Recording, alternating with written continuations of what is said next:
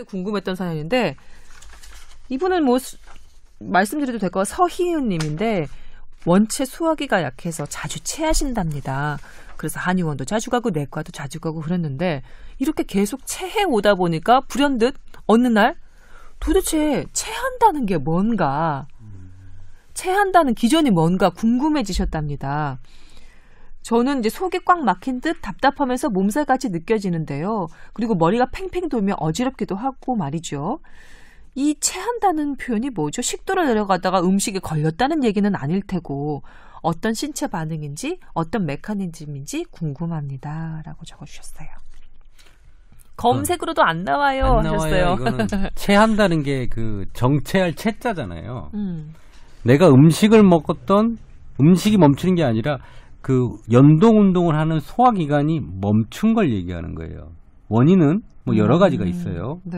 뭐 스트레스 받아도 오고 그다음에 뭐 의학적으로 설명을 하면 우리가 위장을 움직이는 췌장의 어떤 호르몬의 기능, 그다음에 신경계통의 문제, 네. 뭐 우리 교감신경, 부교감신경이 이제 위 운동을 시키는데 네. 그런 것들이 이제 문제들로 인해서 우선 정지가 된 걸 얘기한 거예요. 음식이 걸린 게 아니라 음식은 그대로 있는데 이 연동 운동 및 그 소화기관의 운동이 자체가 멈춘 걸 체했다고 보시면 돼요. 그렇군요. 그러면 어떻게 하면 그 소화기가 운동을 멈춘 걸 좀 빠르게 운동하게 만들죠? 뛰나? 안 되죠. 안 되죠.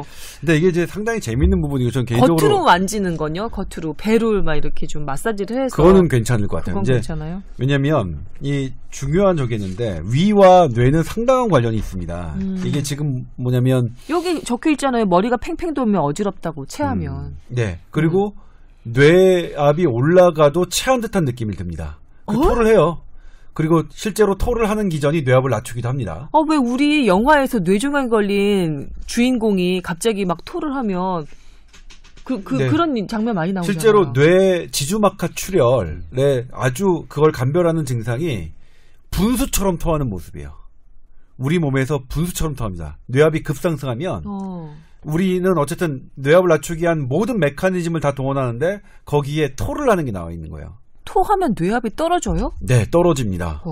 떨어집니다. 그리고 뇌압이 상승하면 딸꾹질도 많이 해요. 그래서 뇌출혈, 뇌종양 환자들이 딸꾹질이 많거든요. 물론 딸꾹질의 메커니즘도 상당히 어려운 기전이긴 합니다만. 네네. 근데 이제 아무튼 뇌와 위는 상당히 관계가 있다. 그 중에서 현재까지 밝혀진 게 그 베이거스 너브라고 하는 10번 뇌신경이 횡격막까지만 간 줄 알았더니 위쪽 안쪽으로도 가 있는 것들이 이제 밝혀졌고요.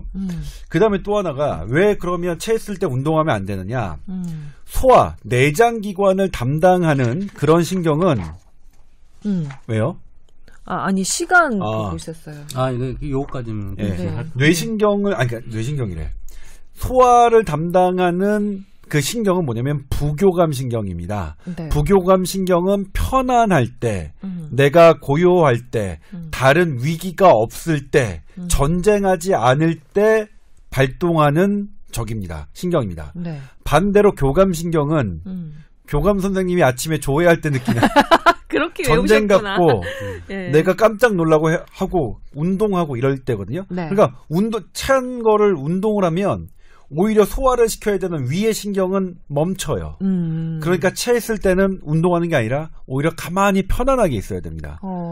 다만 이제 누워있는 건 위의 흐름을 중력적으로 방해하기 때문에 앉아서 편안하게 앉아있는 자세와 편안하게 쉬는 게 체하는 증상을 완화시키는 겁니다. 거기서 운동을 하면 저한테도 지금 너무 도움이 돼요. 정말 도움이 돼요. 그렇군요. 저는 소화가 잘 안 되거나 체기가 느껴지면 이 음식을 빨리 좀 꺼뜨려야 될 것 같아서 소화를 시켜야 될 것 같아서 일부러 산책을 하기도 하고 스트레칭을 좀 세게 해보기도 하고 그랬거든요. 근데 이게 다 헛짓이었군요. 네. 안 됩니다. 이거 그러니까 어느 정도 내가 감당한 다음에는 상관이 없는데 이게 체한다는 건 이제 의학적으로 뭐냐면 이 위가 늘어나는데 네. 이게 한도 범위를 넘게 늘어난 거예요. 그러니까 풍선이 어느 정도 불면 바람 빼면 다시 줄어들잖아요. 너무 많이 먹었나? 근데 이게 너무 많이 늘리면 그 탄력성을 잃으면 얘가 바람을 뺀다 하더라도 안 되는 거잖아요. 그래서 물론 아예 그렇게 되는 게 아니라 그 전에 이제 우리는 메커니즘이 있죠. 이걸 보호하기 위해서 토 반응이 일어나죠. 예? 토 반응을 일으키려면 전정기관을 흔들어야 됩니다. 우리 몸이. 그래서 어지러운 거고요. 아, 네. 다 연결이 되어 있다. 우리 몸은 신비해. 이게 지금 의학적으로는 지금 밝혀지지 않았는데 뇌와 위와의 관련 있는 바로 연결되는 신경이 뭔가 존재하는 것 같아요. 아니 밝혀졌어요. 밝혀진 게 제가 지난번에 얘기했지만 해부학적으로 뇌와 위와 연결하는 신경은 베이거스는 연결되어 있는 건 저는 알고 있었는데. 그다음에 설화신경 여러 개가 있어요. 그런 뭐 메커니즘은. 그러니까 이 연결 뇌랑 위가 반드시 긴밀하게 연결되어 있는 거예요. 그렇게 체하면 머리 아프고 머리 아픈 사람이 꼭 토하고 이게 항상 붙어 다니거든요. 그러니까 이 두 가지 아주 긴밀하게 움직인다고 봐야 되거든요. 네. 연결하는 신경이 있고 이 신경을 조절하는 게 사실은 우리 민간요법 손 따는 거잖아요. 지금. 네, 예, 지금 여기 적어주시기도 하셨어요. 네. 근데 진짜 그게 희한한 게 손 따는 게 아프니까 저는 교감신경이 활성화되려고 되는 줄 알았는데 실제로 손 따는 걸 해가지고 그 실험을 해보니까 부교감신경이 자극이 돼요. 그러니까 체했을 때 손 따는 거는 맞는 거예요. 근데 명순근 박사인가 무슨 집에 나와서 손 따는 거는 감염이 되고 뭐 과도한 출혈을 유발할 수 있으며 이렇게 해서 아무 의미 없다라고 의사들이 얘기를 해요. 아, 근데 지금 조동찬 다른 신경 전공의가 부교감 신경을 자극시켜서 오히려 장기가 운동하는데 도움이 된다고 지금 말씀해 주시잖아요. 그러니까는 한의사들 입장에서는 그 의사들이 얘기 손 따는 거는 뭐 문제만 일으킨다라는 식으로 얘기를 한 방송들이 있거든요. 어이가 없죠. 근데 제가 이 관련돼서 이거 십선혈이라고 손가락 10개 따는 걸 이게 십선혈이라고 구구혈이라고 하거든요. 네. 여기도 뭐 가운데 따는 방법도 있고 끝에 따는 방법도 약간 틀려요. 네네. 뭐 정혈이 있고 뭐 이런 것들이 있는데 체했을 때는 우리 엄지 손가락 끝에 여기를 딱 따죠. 이렇게 네. 모아가지고 그다음에 피를 원래 사혈을 하는 거죠.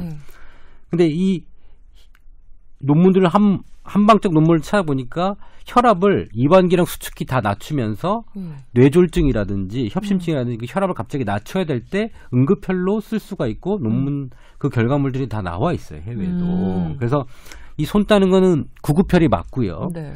이게 체기를 없앤다라는 논문은 제가 못 봤어요. 아직은. 근데 이 침이 그럼 도대체 어떤 효과냐라고 아까 얘기했잖아요. 여기 아까 뭐 부교감 신경을 자극하고 뭐 이렇게 결과가 나오는데 네.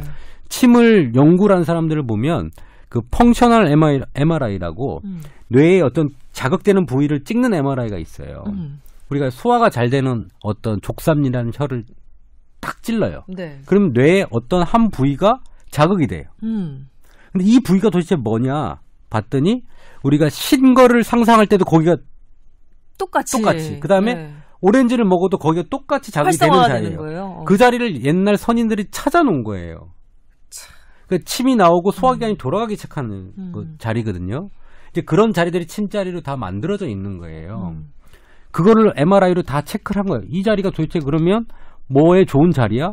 그럼 맞는 거예요. 그 펑셔널 MRI로 다 증명을 지금 하고 있거든요.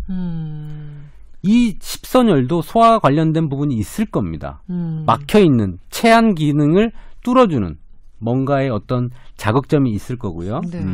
효과가 있는 건 확실합니다. 예, 이 수천 년의 임상 경험의 쾌거네요. 근데 이거를 지금 뭐 제가 얘기했지만 아큐펑처 이게 침이 부교감 신경을 자극한다는 연구 결과는 있어요. 여러 개 있어요. 그러니까 그 명 박사님이 그렇게 어떤 걸 정확하게 모르지만 감염 사실 너무 지엽적인 문제다. 출혈도 너무 좀 지엽적인 문제다. 너무 솔직히 좀 뭐 어렵지 않게 찾았어요. 지금 제가 방금 다시 지금 찾고 있는데 뭐 구글 스칼라에서 뭐 어렵지 않게 찾아집니다. 네. 부교감 신경을 자극하는군요. 손을 따는 게. 그래서 손을 따면 좀 효과가 빨라요. 그 다음에 효소가 부족해서 너무 음식을 많이 먹었을 때 체한 부분은 네. 그때는 소화제를 먹는 것도 괜찮아요. 그러니까 과식했을 때는 소화제를 먹는 게 낫고 이렇게 딱 멈춰가지고 막 울렁거리고 움직이지도 못하고 위가 딱 멈춘 느낌이 들 때는 손 따는 게 더 효과가 더 좋은 것 같습니다. 그럼에도 불구하고 이제 명승건 박사님은 깨끗하게 해야 되는 건 있죠. 이게 어쨌든 외부 물질과 혈액이 직접 그 컨택하는 거니까. 아무리 급해도 그렇지 그 따는 바늘 엄청나게 더럽게 해서 일부러 하진 않았을 거 아니에요. 의사들이 뭐 찌르다 파상품도 올 수 있고, 이거 녹순철로 해야 되는 거잖아요. 그러니까 깊게. 그러니까 그런 얘기를 하는 건 좀 아닌 것 같고. 우리 명 박사님 암 관련해서 또 그 흡연 관련해서 권위자인 거는 제가 알고 있지만 가끔 이렇게 좀 뭐랄까. 네. 드립에서 약간 무리를 일으키는 분이 있는 것 같습니다. 아, 그렇군요. 하나만 더 말씀드리자면 정말 시간이 없긴 하지만 제가 자주 체하는 사람의 한 사람으로서 과식을 하는 건 그 자체로 지금 내가 뭔가 스트레스 상황이라는 반증이기도 하거든요. 내가 이렇게 편안한 상태에서 밥을 먹으면 어느 정도 지나면 내가 배가 불러서 밥을 그만 먹게 돼야 될 텐데 그게 아니라 뭔가에 신경이 팔려있고 엄청나게 스트레스를 받았기 때문에 내가 먹을 수 있는 한도 이상으로 계속 위에 음식을 집어넣은 거잖아요. 그렇죠. 그런 경우는 소화제를 일단 하시고 그다음에 조용히 앉아서 명상을 하시는 것도 도움이 될 것 같아요. 명상도 사실 부교감 신경을 자극시키지 않나요? 배 따뜻하게 해주는 거 되게 중요하고요. 그 효소가 위에서 소화액 요소가 온도에 대단히 민감하기 때문에 그러니까 우리 어머님이 체한 사람 이제 배 어루만져주는 건 나의 체온으로 따뜻하게 해주고 위를 이제 외부 압력으로 이제 움직임을 도와주는 두 가지 효과가 있는 거거든요. 네, 엄마 손? 맞아요. 네. 엄마 손. 네. 그래서 요즘 물 먹고 체하는 사람 있잖아요. 약도 없대잖아요. 약도 없대는. 네. 사실 그 물은 보통 맹물일 것보다는 아주 찬물일 가능성이 많아요. 그래서 갑자기 찬 온도가 오면서 경직이 되고 놀라게 되는 경우 그때는 물 먹고 체한 거는 물로 해결하라는 말도 있어요. 따뜻한 물 먹어주면 되나요? 따뜻한 물 해주고 아까 얘기한 대로 손으로 자꾸 만져주면 비벼주고 열이 전달 좀 되고요. 상대편 한약에서는 기도 전달된다고 해요. 맞아요. 스트레스 상황에서 과식을 해서 체한 느낌이 들 때는 따뜻하게 위장을 좀 덮여주시고 그 다음에 조용히 눈 감고 명상하면서 스트레스 상황을 약간 좀 이렇게 좀 풀어보는 그런 노력도 해보시면 어떨까? 라고 생각을 해봤습니다.